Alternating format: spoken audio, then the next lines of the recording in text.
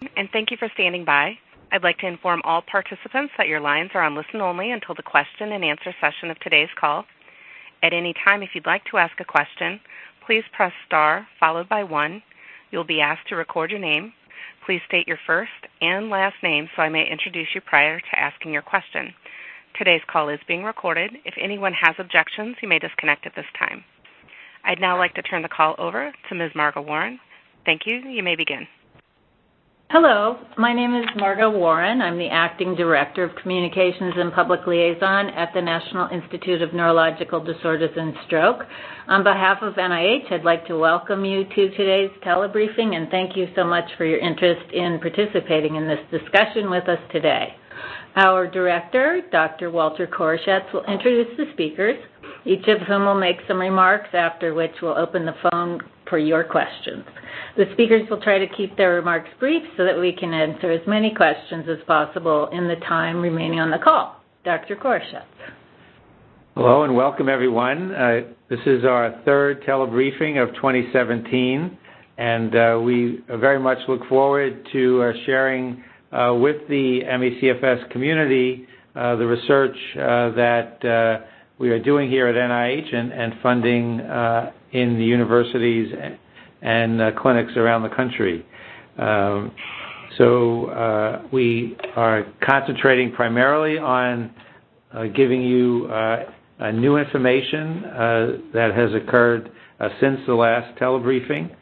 So this is just a slice of the ME/CFS program, but an important update. The first speaker this afternoon will be Dr. Avi Nath, who's my colleague here and the director of the clinical program at National Institute of Neurological Disorders and Stroke.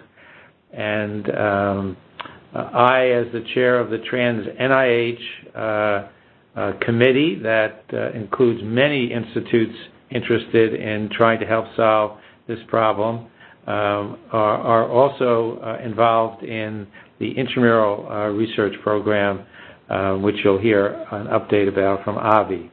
After that, Dr. Breen will give an update on the new Collaborative Research Center project that we are in the midst of launching now.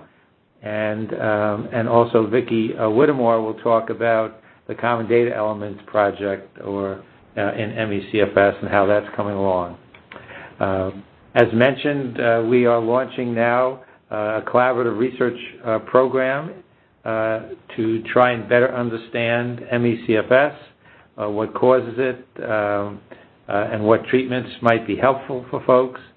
And we're very happy to be joined by Dr. Daria Unitmaz from the Jackson Lab in Connecticut, and he's the principal investigator on one of the centers in the Collaborative Research Centers project. He'll provide a brief overview of his plans. The topic of his center is called Topological Mapping of Immune, Metabolomic, and Clinical Phenotypes to Reveal ME/CFS Disease Mechanisms. Dr. Unitmaz and his group will use novel tools to take a detailed look at how the immune system, the microbiome, which is our body's complete collection of microbes, including bacteria and viruses, and metabolism, which are the chemical reactions that produce energy for our body, how these all interact in ME/CFS is the topic of his center. As you know, since the last telebriefing in July, we have awarded 3 center grants, and these will be research that's coordinated through one data management and coordinating center, and we hope that this will form a strong foundation for ME/CFS research in the U.S. And I want to emphasize that this is a beginning. This is a seeding project to bring ME/CFS research to a new level, and we think that this is the most effective way of doing so, is to start out with a number of very highly motivated, high-level research institutions to come together and work together to try and address this problem. We think that this will bring in a much greater and wider group of researchers into the ME/CFS field. So we're very much looking forward to the progress there.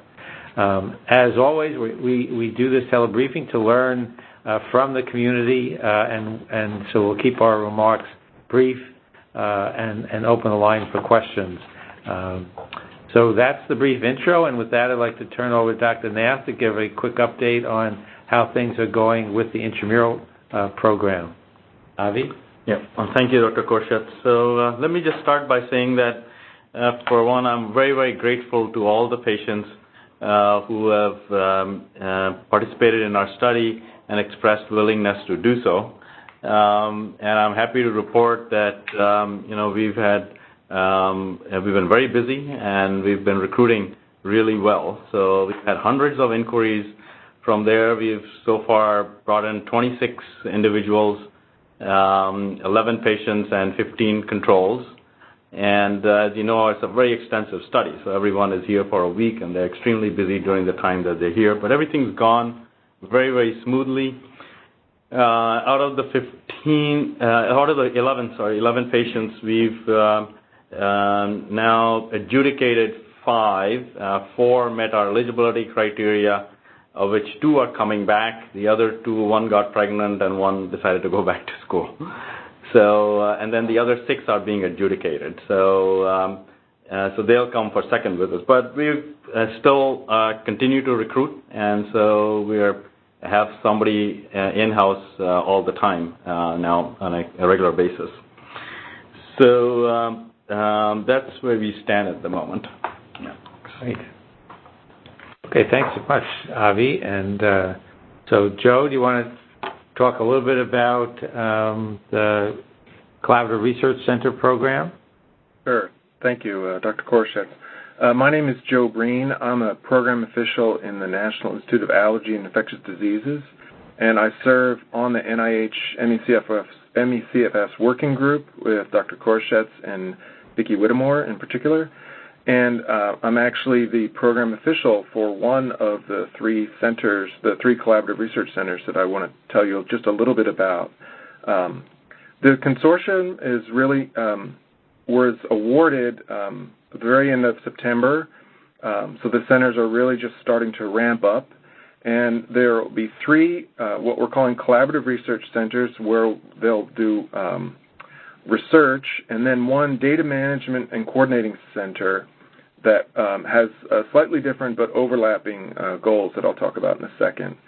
An important aspect of the whole network is that they will include community engagement and involvement of MECFS advocacy groups and individuals with MECFS, which is an important aspect of the program. And also another major feature, I think, that I want to mention is that the intention is that the centers will develop collaborative projects to truly start to develop a network and increase the amount of work in this area. As I mentioned, the grants will be managed by NINDS and as well as one by NIID.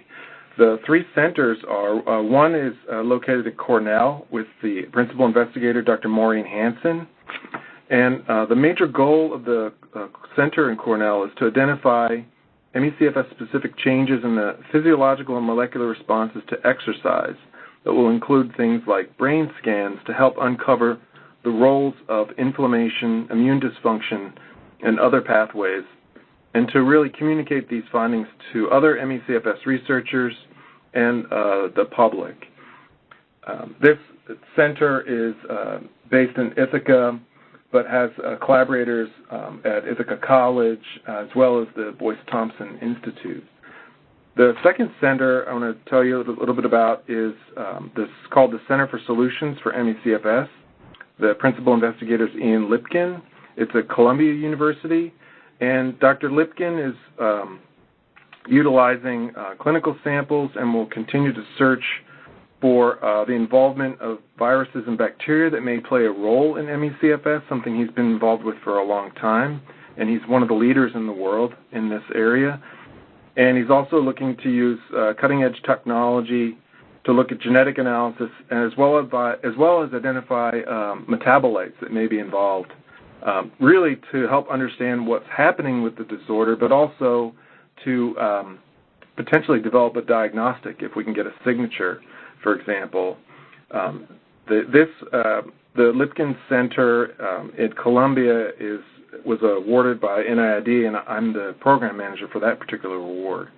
The third Collaborative Research Center is led by Dr. Durya Unamatz at the Jackson Labs in Farmington, Connecticut, and we're very fortunate that he's on the phone with us today, so he's going to tell you a little bit more about his center, so I won't spend any time about that because he can certainly say that better than I. Dr. Korshets already mentioned the title.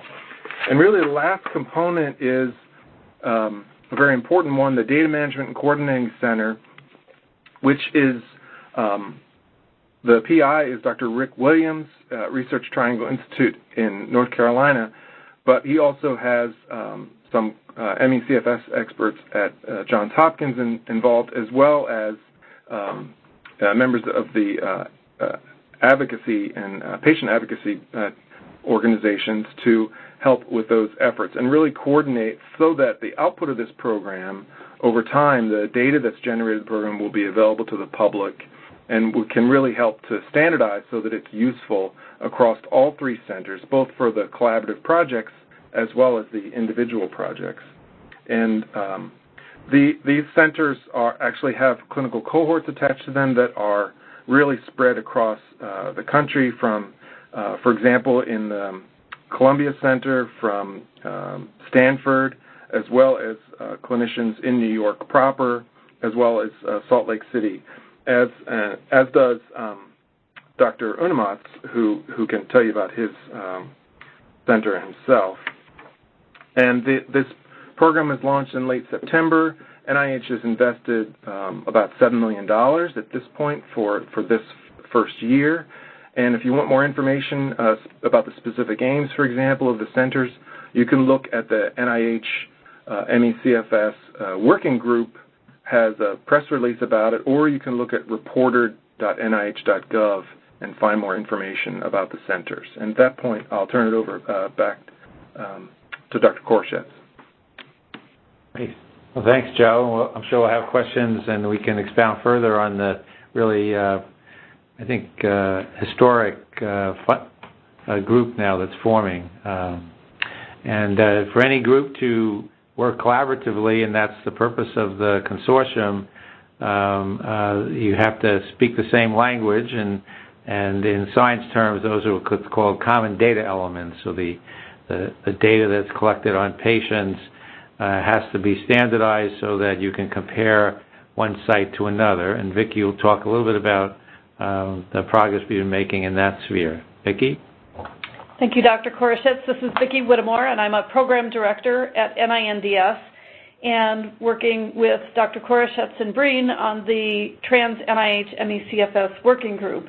And one of the projects that we've undertaken in this last year, together with the CDC and our contractor, EMIS, is to develop what are called common data elements for research, clinical research on ME/CFS. And the goal of this project is to develop common definitions and standardize the reporting forms and other instruments that are used in studies of individuals with ME/CFS. And it's really to help the investigators to conduct research through the development of uniform formats by which the data can be collected, analyzed, and shared across the research community. So we've been working with 13 different working groups that cross the domains of ME/CFS, from autonomic function, neurologic, cognitive, and CNS imaging to fatigue, pain, etc. And these working groups have been composed of clinicians, researchers, and individuals with ME/CFS and advocates who have worked together in each of these areas to develop these common data elements internally within each of their working groups. And so the stage we're at right now is that they're finalizing, each of the working groups are finalizing their work package or their documents, which will then be shared internally between all of the working groups between now and the middle of December, at which time they will be posted for public review and comment through the middle of January. And then at that time, we will take all of those comments and make any necessary revisions to the common data elements before then releasing version 1 of the ME/CFS common data elements. And as you can imagine, these common data elements excuse me, need to be flexible and change over time as we learn more through the research, as we discover that one test or one way of doing things is more valid than another with the population. We will be posting some FAQs and overview of the process of developing common data elements on the NIH ME/CFS website soon, so watch for that. Excuse me. And we look forward to getting feedback from the community on the work that all of the working groups have done. So at this point, I'll turn it back to Dr. Koroshetz. Okay, very good. So now I wonder if Daria could talk to us a little bit about what he sees as the goals and aspirations for the collaborative research centers going forward. Daria? Sure. Well, hello, everyone. First, I'd like to say that I'm very excited to be part of this really amazing group of program officials at NIH and my other colleagues at the other centers, and very happy to participate in this call. As mentioned, I'm one of the principal investigators of this collaborative research programs. It's located in Jackson Laboratory in Farmington, Connecticut. Just a very brief intro to myself. I have a medical degree. I don't see patients, but I consider myself a human immunologist. I've been studying human immunology for the past 25 years. In the context of HIV and other chronic diseases. And I was a professor at NYU School of Medicine before moving here about 3 years ago. And I became interested in ME/CFS about 4 years ago while I was in New York through Dr. Suzanne Vernon and Cindy Bateman. They introduced me to this disease. Actually, Suzanne reached out to me. I believe she was at the Solve ME/CFS organization at the time. She had heard about our immunology work. We've been doing profiling of HIV patients and cancer patients. And she said, would I be interested in looking at the immune system in high detail of a pilot project of a group of patients that they have stored. And I said, sure, I'd love to do that. She sent me about 20 subjects at the time, and honestly, I wasn't expecting to see anything major because in human population, 20 is not a big sample number. There's a lot of variation from donor to donor, and what we do is we analyze hundreds, I would say dozens or even hundreds of different subpopulations of immune cells, their functionality in the blood, and that kind of reflects. We still don't understand the details, but it's sort of a reflection of how well your immune system is working, if there's something being perturbed. But it varies from donor to donor, so 20 was a small number. But to my surprise, we actually saw quite profound differences in these patients' immune system compared to the controls. And that's when I really was interested in the disease. And to make a very long story short, we initiated a collaboration when Suzanne moved to Bateman Horne Center. Together we had an R01 grant funded. We've already recruited about 200 patients to that for that grant, and now we're just beginning to recruit patients for this center. So let me tell you a little bit about our goals very briefly. So we have two major goals for the center, as also mentioned. One of the goals is trying to find molecular biological correlates of the disease. And I think this is a very important aspect so that we can link the biology to the symptoms that obviously could be used as a biological biomarkers to diagnose disease, to stratify patients. But also importantly, we want to understand disease mechanisms. What we know things are going wrong in the immune system. There's data on the microbiome and metabolomics, but we don't know how these things connect to each other, which is a result, which is a consequence. So by looking at these three different biological parameters, the immune system in a very high detail fashion, as I said, we profile dozens of different subpopulations. We trigger them to see what sort of functionality they have. Is that being compromised in patients?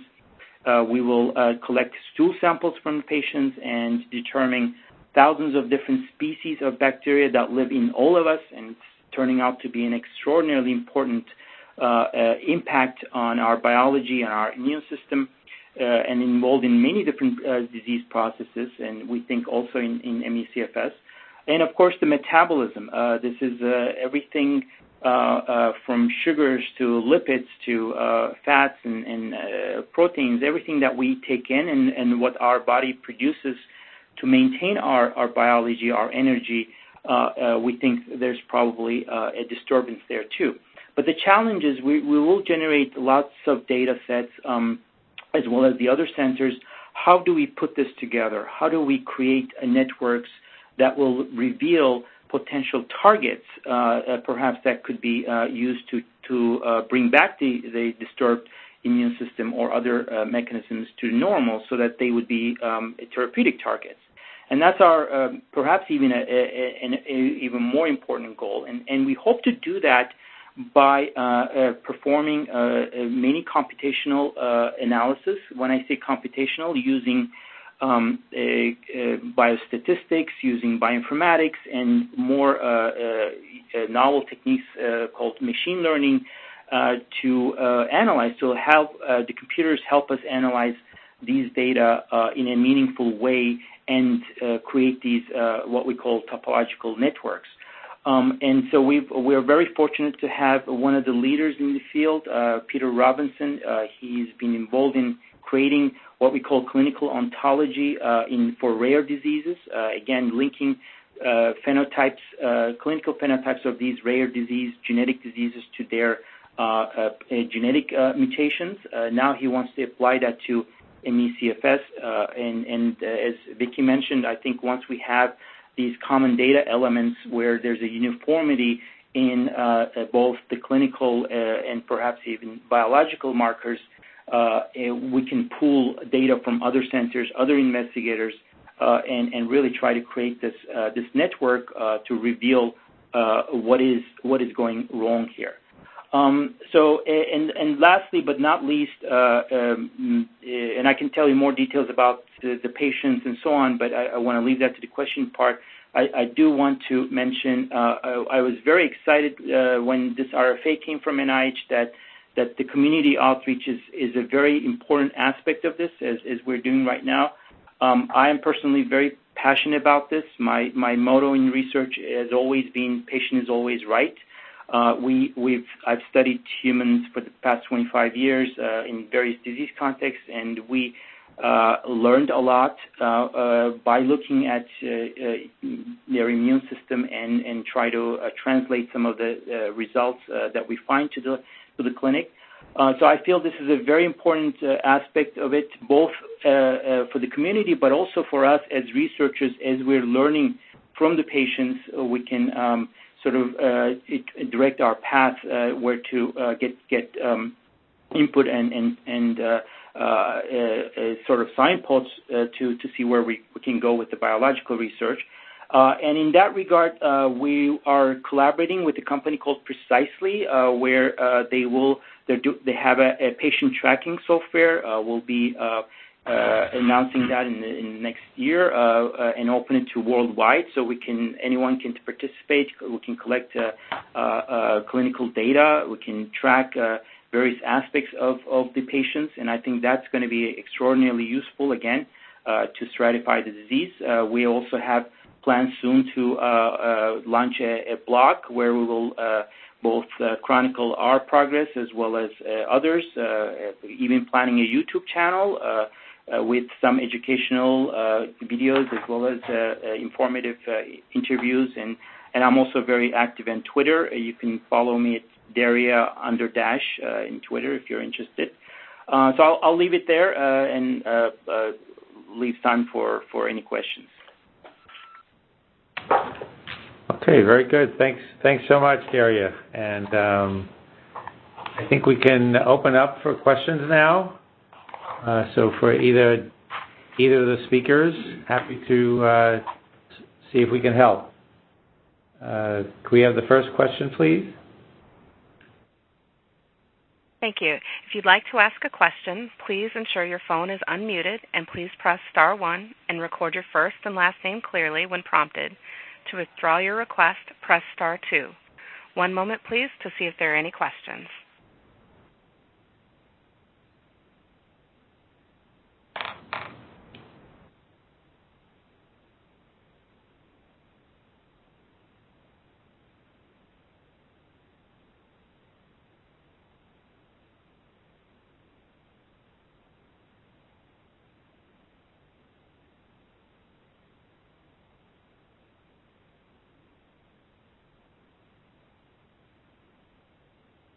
Our first question comes from Eileen Holberman. You may ask your question. Eileen. Thank you. Thank you. Hi, this is Eileen Holberman. I'm an advocate. Thanks for allowing me to speak. Sure. I have a question for Dr. Nath. There was some controversy in the patient community when Dr. Nath presented at the CMRC conference by putting up a slide that said Team Tired, announcing his investigators that way. And besides the offensive title for that, I think the more concerning aspect was that it indicated to many of us in the community that NIH might be studying patients with chronic fatigue, the condition, not ME, the neuroimmune disease, because it would be like putting a slide up for the study of diabetes that says Team Thirsty or tuberculosis, Team Coughing. So could you reassure the ME community today that the NIH is indeed studying ME and mostly knows the difference between chronic fatigue, the condition, and ME, the neuroimmune disease? Thanks. Okay, thanks very much for bringing that up. First of all, let me sincerely apologize for that slide. And I do understand I've received a lot of communication from patients. I've apologized to everyone who's written to me, and I want to apologize again publicly. So I'm very terribly sorry for that. I do understand the sensitivity between the issue of fatigue and malaise and the importance of studying the right patients, because if you don't study the right patients, you're going to garbage in, garbage out, right? So I think that's extremely important. So what we've done is put together a committee of 5 adjudicators who are recognized experts in the field of ME/CSF. And so when you collect all the data after the first admission of 1 week worth of data on them, then it goes to everybody. And unless there's unanimous decision amongst all 5, we don't bring that patient in here. So considering all the challenges that are there in making an objective diagnosis, studying the right patient, we've gone through extreme lengths to make sure that we do study the right patient. So I want to reassure you that, yes, we are aware of these issues, and we're doing the best that is humanly possible to do so. Okay. Thanks, Eileen. Thank you. We have the next question. Our next question comes from Court Johnson. You may ask your question. Thank you. Dr. Nath, I was wondering where we are on the timeline for your study, if patients are being brought in for the second round of tests, and when do you see this?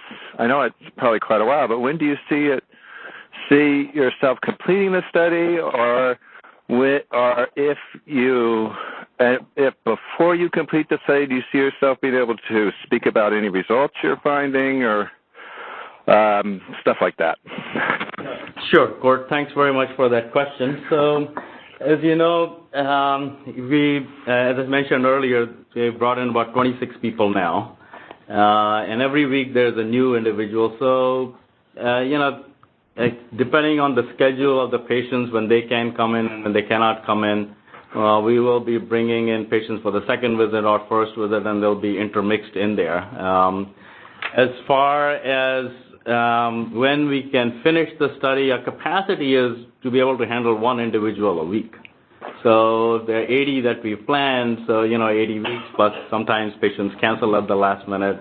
Sometimes there's holidays, people fall sick, all kinds of things happen. So give and take those unforeseen events, that's the duration it's going to take to complete the study. And then it takes time to analyze the data. We're collecting huge amounts of data, so it's going to be a while.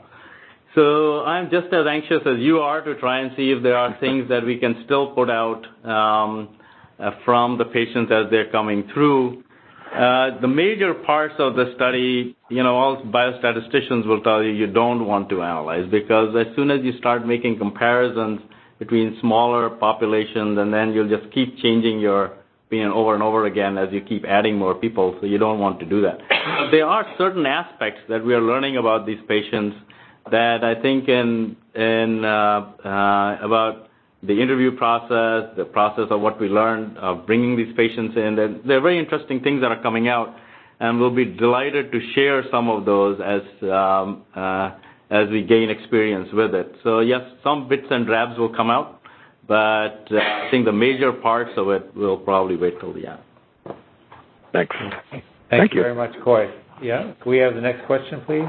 Our next question comes from Sophia Becker. You may ask your question. Hi, Sophia. Hi, everybody. My question is for Dr. Daria, and I was hoping that you could possibly explain in a little more detail the differences that you saw in the immune system of the initial 20 patients that you mentioned in your comments. Thank you. Sure. Actually, it wasn't just so initially it was that 20 patients, but as I mentioned, we've now close to 200 patients as blood samples that we've collected in the last year and a half. We're still in the process of analyzing data, but a lot of remarkably, some of the things that we've seen in that 20 patients is highly reproducible. So to get to your question, what we saw was what was very striking was we study a subset of immune cells called T cells. Now, you can imagine T cells as sort of the generals or the managers of the immune system. They send a lot of commands, and if they are perturbed, many other parts can go wrong. And they obviously recognize infectious proteins and respond to viruses and pathogens. So specifically, we observed that the functionality of these T cells, they secrete what we call cytokines, and this is the way they send these commands to other cell types. And there are a couple of dozen different cytokines that these cells can produce, and depending on the condition, there will be a different set. The interesting part was that some of these cells that produce some of these cytokines were greatly perturbed in the sense that they were either too low or too high. Without going into too much detail, we think that some of these functional T cell populations actually correlate with what's going on in the gut, in the microbiomes, because some of these specific subsets that we saw perturbed go to our mucosa, especially to the gut mucosa, and they're there to check on these trillions of bacteria on the other side of the border to make sure that they can recognize only the pathogens. And if, we don't know why this is happening, whether it's the disruption of the microbiome causing it, or the immune system is disrupted and that's causing the changes to the microbiome, and that's actually something that we're looking at. There were other changes, but these were quite striking. And as I said, we have so much data that we're still analyzing, and I'm sure we'll see additional features. But the cool thing is that, we know a lot about these cell types. We've been studying them in the lab for many years. And that gives us an idea about, in terms of the disease mechanisms, and also potential therapeutic targets, because these cells are also involved in other diseases, autoimmune diseases, chronic inflammatory diseases, and so there are lots of immunological modifiers that are being developed, and so that was quite exciting. And thanks for asking. It's a very important question. Thank you. Can I ask one more follow-up question? Sure. So if I understand correctly, it looks like the T cells might be disrupting the gut microbiome. Is that correct? I wouldn't make that claim because, as I said, we don't know which is the cause. It's conceivable that the microbiome is the initial trigger, or the immune system is disrupted because, as you know, many patients acquire this after infections, viral infections, and so that change in the immune system now is not able to regulate the microbiome as efficiently, and perhaps that's affecting the changes. But we don't want to say causality at this point, and I think that one of the focus of the center is to try to get into that exact question, and we'll have both microbiome samples and we'll analyze the same T cell populations to see if there is if we can establish that link. Okay, thank you very much. Thank you, Sophia. We have the next question. Our next question comes from Denise Lopez-Mahano. You may ask your question. Hey, Denise. Good afternoon. Thank you very much. Several federal reports going back as far as that I can remember as the State of the Knowledge at NIH in 2011, and as recently as the P2P workshop, have prioritized the need for NIH to work with the research community on establishing consensus on a research case criteria, for NE. But now NIH and CDC are concluding that more research is needed before this can be done. The CDE initiative isn't doing this and actually allows for any definition to be used even if it doesn't require hallmark criteria such as PEM and cognitive impairment. This, to me, seems as though it only muddles things. The IOM was really clear that PEM is mandatory and that FACUDA includes people who do not have ME. And there's plenty of other evidence that makes this abundantly clear also, that PEM is mandatory. Given all of this, why is NIH not conducting an effort with researchers in the community to reach consensus on what case definition or definitions, plural, should be used in research? Why is NIH not calling for case definitions that require at least the core inclusion of PEM and cognitive impairment as is recognized by the IOM, the CCC, the NEICC? Thank you.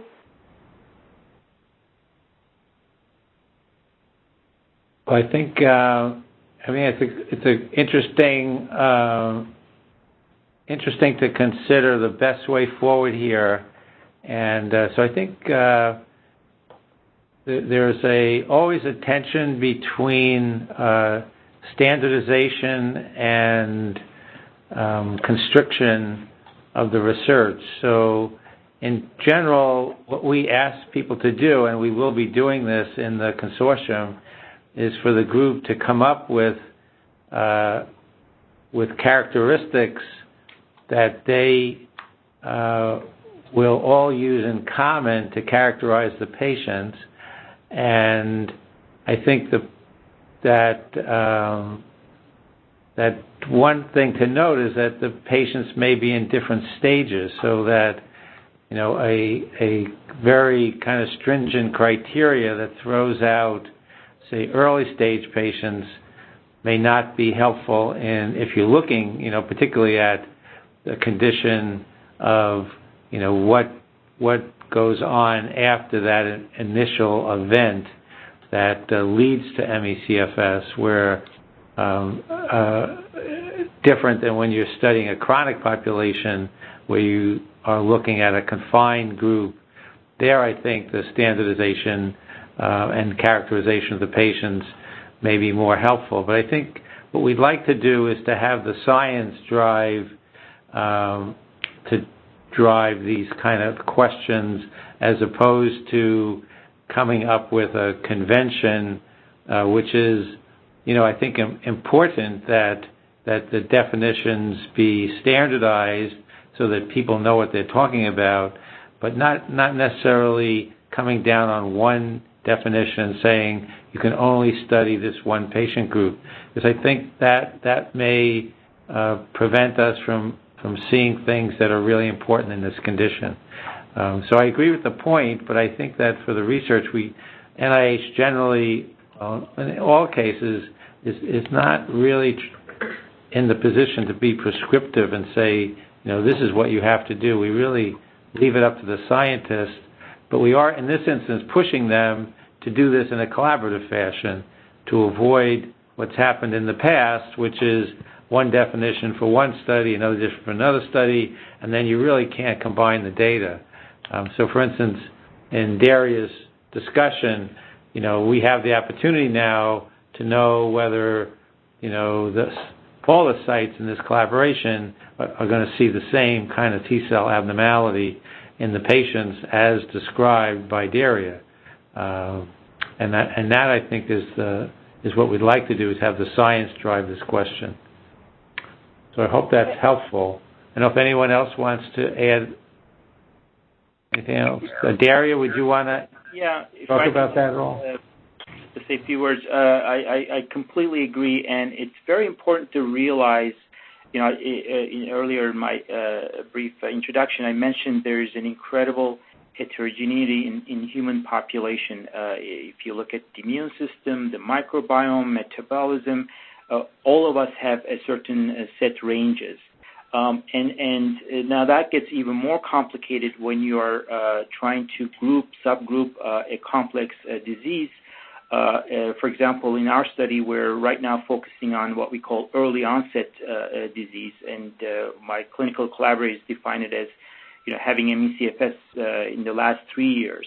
And the biological markers might be quite different in that early stage, and our goal is to actually follow them prospectively over the next 4 or 5 years to see how things change and are modified. And again, I think the very important point here is that we have to stratify. The clinical symptoms may look very similar, but I'm almost convinced that there's different underlying triggers. There are different underlying biological disruptions that lead to the similar type of symptoms. And so I think, trying to classify those from the start without the discovery could be detrimental. So we really need to have an unbiased discovery approach, and then, as you said, see what others are repeating, what type of patients these biological effects are seeing, and then start to come up with very more precise definitions. Okay, Denise, is that helpful at all? It is, but one of the questions that Dr. Nath raised in my mind was, if you've got adjudicators on the clinical study who are verifying that the patients have ME, shouldn't we have something similar with every other study that goes on in this disease? Please understand. Yeah, well, that's a good point. Yeah, that may be very helpful. You're right. So I think that's for his pilot. That we'll learn from that, I think. Yeah. But having something comparable in terms of knowing that we're really studying people with ME is incredibly important. My sons have been sick for 12 years. Wow. Yeah. This is rough. Yeah. This is really rough. They need help. Every patient needs help. I wholeheartedly agree that we need to study early onset patients who've been sick for less than 3 years, and follow them. We also need longitudinal studies. We need so many more studies in every patient group. And I also would like to know what NIH is going to do about that as well. Thank you. No, I think that's really important. And, I just say that, from the point of view of NINDS and looking at the research landscape in this disease and other diseases, the advances come step by step, and one of the problems that we oftentimes see is when people try to solve the entire disease state in one project. It's just the diseases that were, and specifically ME/CFS, is so complicated that I don't think anyone thinks that on the scientific side that there's going to be, a magic bullet that comes down within the next couple of years that solves the problem. I think this is going to be a battle that we're going to have to just win, one step at a time. And to that point, the centers that we have funded is, I think a big step, but it's only one step in that battle. And our aspirational goal is that this will galvanize researchers around the country to become interested in this condition. So, as people probably know, NIH is an open door policy for people to submit grants, and most of the money that we fund our science with goes out to what we call these investigator-initiated grants. So NIH is not a top-down organization. It's a much more bottom-up organization, and we do need, throughout the country, scores more people working in this field, and so I think the future is bright in the sense that I think we're off on the right footing, but this is just the beginning, and we need a real army to come in and try and work on this problem. So, okay, why don't we go to the next question? Thank you. Our next question comes from Mark Kamenzen. You may ask your question. Hey, Mark. My son's severely ill with ME, can't even open his eyes, can't talk, he's on a feeding tube, and we have to get more going on sooner versus later. So some people I know have had this 55 years. So first we need ICD codes that make sense for the long term so we can track this disease. Norway's tracking it, and yet the CDC doesn't track it. CDC will not track it until states track it. States can't track it until they get some guidance from NIH and CDC working together for rational ICD codes so we can track it. Otherwise, we could have an epidemic like they had in the 1930s for Los Angeles Hospital, 1950s in London, 1980s in the U.S., in New York and California, or in Klein Village, and you wouldn't even know it. Well, that's just absurd that CDC is not even having any tracking of significance for this disease.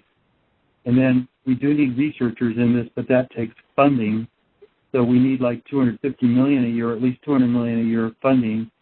So NIH needs to get more centers going, and I do appreciate Dr. Korsheff's help on this. But NIH needs more funding, not just $7 million a year, which is a great start, but pretty pathetic considering the huge disease burden of this disease.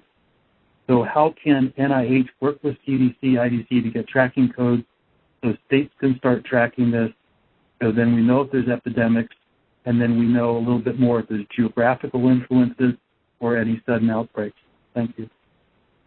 Well, thanks a lot for that question, Mark. I think you're entirely correct that we need better data on what's going on across the country. The billing codes are the best thing we have in this country, and certainly not research grade material, but it's the best we can get. So yes, we'd be very interested in, and we will bring this up with our CDC colleagues to see how that would work. My recollection is that the ICD codes they're a complicated business in determining when you would get a new code. I did do this once before for stroke, so I know it's possible. So we'll definitely bring that up. And again, I must say that. May I have your attention? I have a fire. Brief test of the fire alarm system has been concluded. Sorry about that. There is no need to evacuate the building. That's good Brief news. test of the fire alarm system has been concluded. There is no need to evacuate the building. Thank you. Yeah, and again, just to mention that the story of your son sounds terribly tragic, and we feel terrible that we don't have something at this point in time that's helpful. Well, we need more than 4 centers also because California has no center, and so we need places for patients to show up. and actually be seen and doing research, because there's thousands of experiments going on continuously that are not controlled, and that's a waste of research information. If we had more centers to track in Utah, California, other states with interest at least, we would have a lot more data. And then we need to start doing clinical trials, possibly Suramin through UCSD, or even hyperbaric oxygen, simple molecule. You breathe it every day, and it shows promise for fibromyalgia. Turkey did studies showing promise for chronic pig syndrome, and yet we see no studies in the U.S. So why are we getting approved drugs like Amphogen in Argentina, studies in Turkey, studies in Norway? We need more clinical studies in the United States. Right. Yeah, I agree. Okay, thank you very much. And want to go to the next question, please? Our next question comes from Rebecca Targ. You may ask your question. Hi, yes. I'm a person with ME, CFS. I also am a former biochemist, former assistant professor. I have applied for and gotten NIH grants in the past, and I'm aware, and also applied for and not gotten them.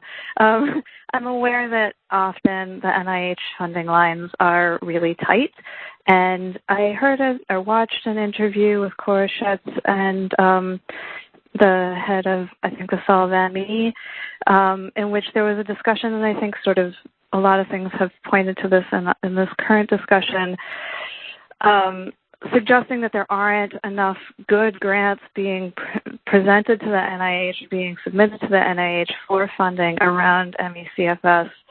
I have trouble imagining that something in the, say, top 20% or percentile or top 30 percentile is not worth funding, and yet right now we still have really, I mean, I'm appreciative of the funding that has, that we've doubled funding since whatever 10 years ago, but as Mark mentioned, the disease burden, no one has actually put the number, but I think people have done studies that show the disease burden to be something that would suggest something closer to like $200,000 or $250,000 per year or $1 million per year from NIH, and we're getting like 11 or 15.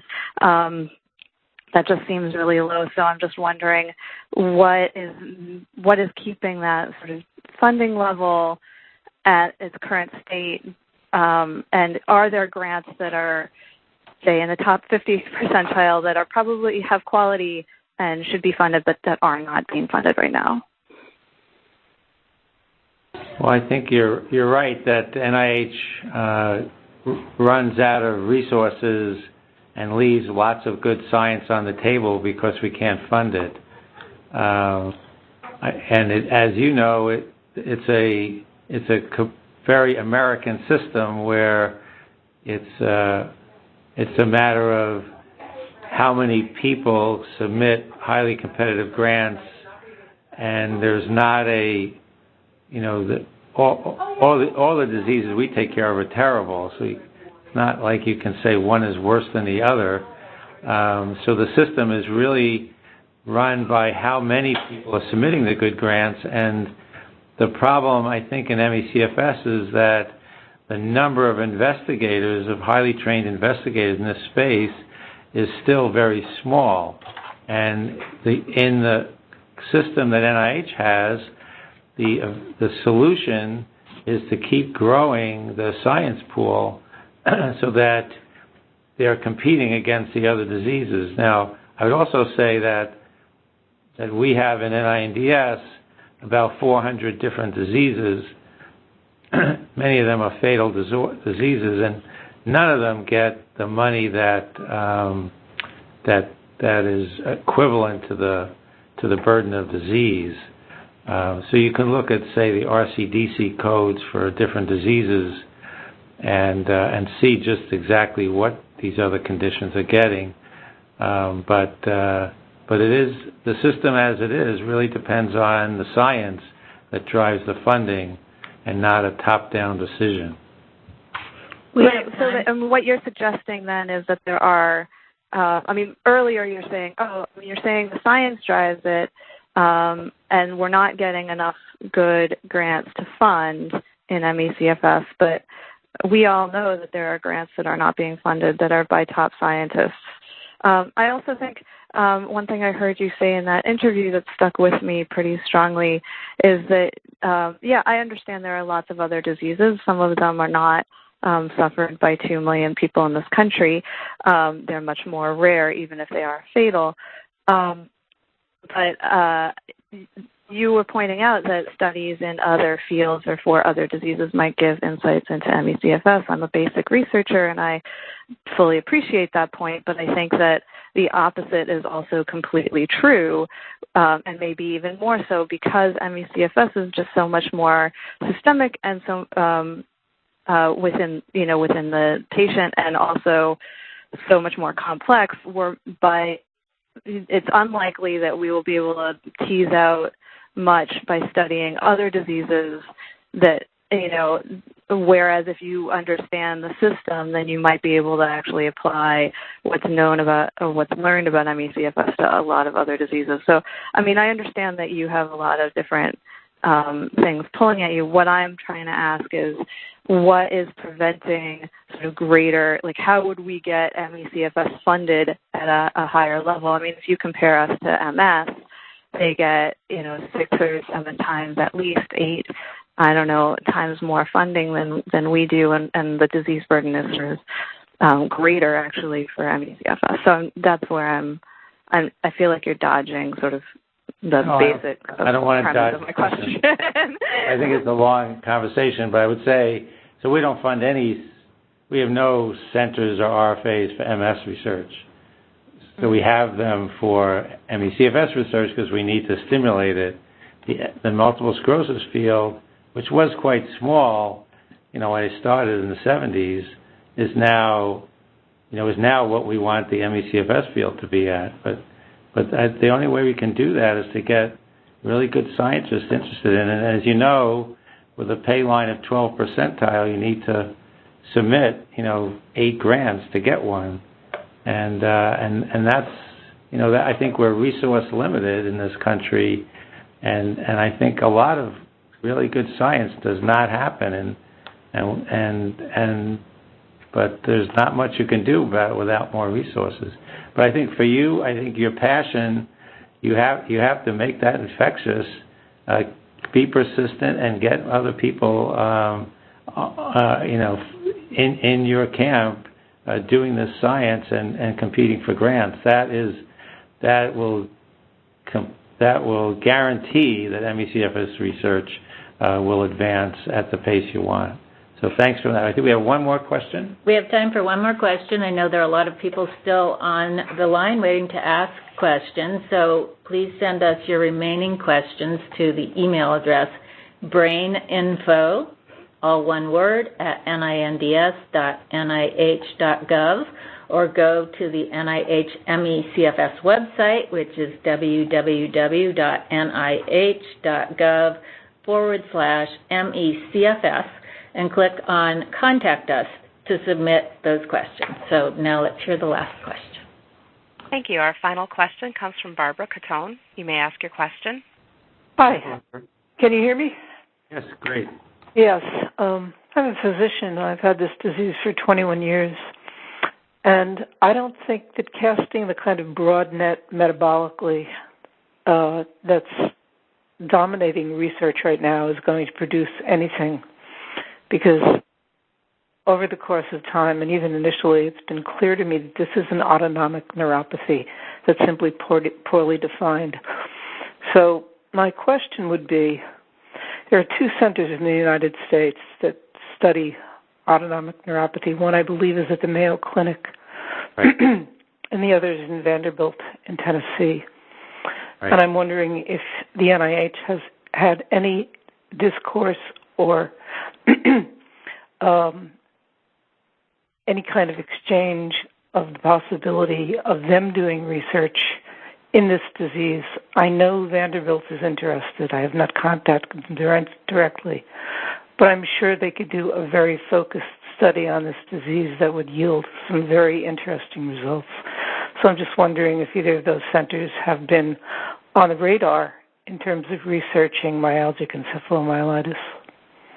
Oh, yeah, definitely on the radar. And I guess we can't, as a government agency, we can't speak for other institutions, but yeah, I know. I would say with my federal hat off, I agree with you totally. Yeah. So let me just add something to that. So we do have a huge autonomic component in our study in the intramural program. Mm-hmm. And so David Goldstein, who's an expert in autonomic dysfunction, he's really doing all of that. We're also going to be doing skin biopsies to actually look at the autonomic nerve fibers, and Mike Polidefkas, who is at Hopkins, is going to look at those fibers there. And there is a study at Hopkins, I think it's in children with ME/CFS, that they're looking at autonomic dysfunction in fairly good detail. Is that Peter Rowe? Yeah, I think so. That's the person, yeah. Yeah, I know he's been doing some studies on neurally mediated hypotension and OIH, so I know there's studies on children, but I wish there would be more work on the autonomic nervous system in adults who have this disease, because I think it's primary, frankly, in what's going on.